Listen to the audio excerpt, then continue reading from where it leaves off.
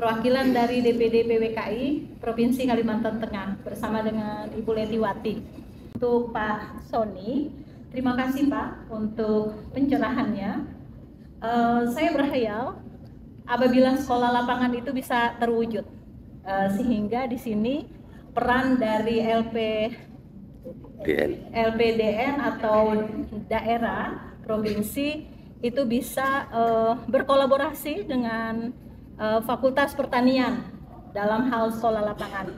Karena tadi sebagaimana yang disampaikan Pak Sony, dengan memanfaatkan lahan di Petuk Bukit, lahan dari perhutanan sosial, itu bisa dibentuk perempuan-perempuan Dayak yang berkarya, yang nanti menciptakan kurikulum untuk sekolah lapangan yang berbasis lokal. Pasti itu sangat diminati oleh perempuan-perempuan Dayak yang mungkin hampir melupakan budaya lokal dalam bertanam, bertani dan sebagainya. Mungkin itu saran, sangat berharap itu bisa terwujud Pak Sony dan Ibu Nyelong yang merupakan teladan kami dalam hal ini, dan kami sangat membutuhkan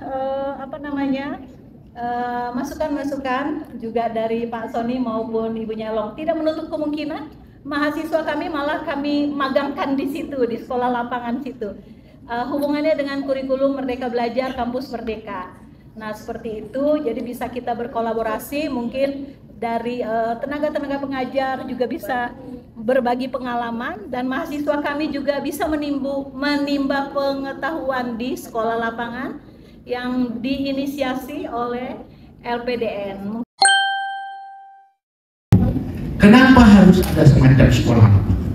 Kenapa harus ada pemberdayaan? Saya tadi lupa mengatakan, karena orang Dayak tidak punya budaya, punya kultur budidaya, sehingga harus diajari kembali, harus dilatih kembali, harus didampingi itu benar.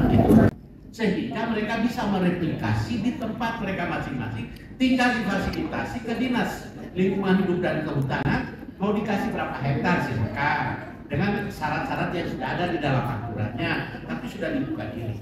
Tentu harus ada tata batas ya. Pemda tolong bantu untuk ada tata batasnya dan seterusnya dan seterusnya. Oke, sekarang kembali ke sekolah lapangan. Ini yang saya sampaikan tadi, Bu Yohana, pasti butuh dana sangat besar. Dari mana dana itu tadi? Yang saya usulkan adalah melalui LPDN dengan anggota-anggotanya yang sebagian besar setahu saya dokter-dokter tadi, lalu merancang proposalnya untuk diajukan kepada perusahaan-perusahaan pertambangan, perkebunan yang sudah ada di masa begitu banyak perusahaan besar di Kalimantan tidak mau membantu program ini.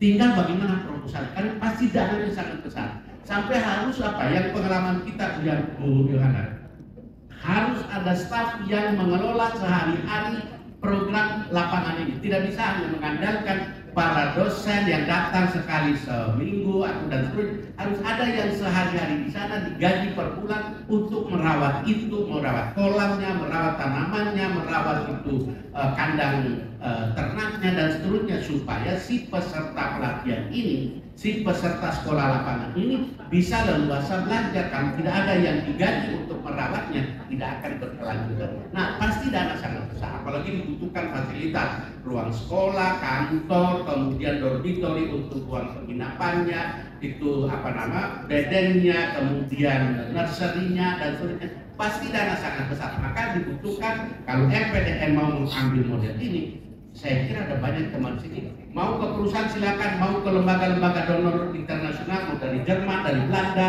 dari manapun, ada banyak. Tinggal ya saya lihat kan saat ini kan juga bisa merumuskan, siapa lagi, Juana, Bu Erti, Bu siapa, banyak sekali bisa membuat proposal yang diajukan, dan tidak hanya di Kalteng, di Kalbar pasti ada Ibu, banyak sekali dari universitas sana yang bisa membuat proposal itu. Di Kaltim pasti banyak, di Kalsel pasti banyak, dan dengan demikian kalau itu bisa dikawal, saya kira mampulah berkelanjutan untuk melakukan itu. Baru kemudian pada tahap berikutnya, ini sekolah lapangan butuh dana besar. Baru pada lulusan ini pasti mereka melakukan replikasi. Maka di situ pasti ada sumber pendanaan lagi.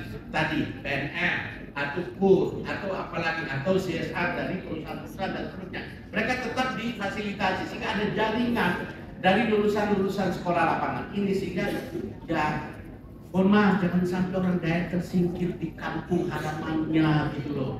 Jangan sampai seperti tikus mati di lumbung padi. Judul Kompas itu mengerikan bagi saya yang bukan orang Dayak ya. Robohnya lumbung pangan Dayak Kalimantan Tengah. Ngeri loh. Jadi harus disiapkan dan seterusnya. Apalagi ibu kota sudah di Kalimantan. Masa ibu kota di Kalimantan berbondong-bondong seluruh orang Indonesia datang ke Kalimantan, lalu kemudian orang Dayak hanya jadi penonton? Gak bisa, harus disiapkan. Ya saya usul begitu, termasuk tadi yang dikatakan oleh Bu Maria Goretti, harus ada perda pengakuan masyarakat adat. Ya, itu menjadi dasar juga untuk tingkat nasional dan seterusnya. Jadi memang banyak PR yang bisa dikerjakan oleh ibu-ibu ini, orang-orang yang sebenarnya punya pengaruh besar, yang bisa membangun jaringan, dan mudah-mudahan melalui LPDN ini banyak hal. Termasuk ini, kalau tidak salah di MADN itu ada divisi hukum, itu penting. Divisi hukum, advokasi hukum untuk membela orang-orang Dayak yang diserobot tanahnya, diserobot hak wilayahnya, yang dibentur-benturkan, dikonflikkan dengan aparat dan seterusnya, karena aparat kemudian membela perusahaan-perusahaan dan seterusnya, sementara masyarakat lokal tidak punya kekuatan politik, tidak punya kekuatan hukum. Harus perlu ada MADN yang punya divisi hukum, advokasi hukum untuk membela mereka. Saya kira beberapa hal ini tolong dipikirkan, didiskusikan lebih lanjut, dirancang secara lebih teknis, secara lebih detail, dan mudah-mudahan bisa diwujudkan. Sekian dan terima kasih.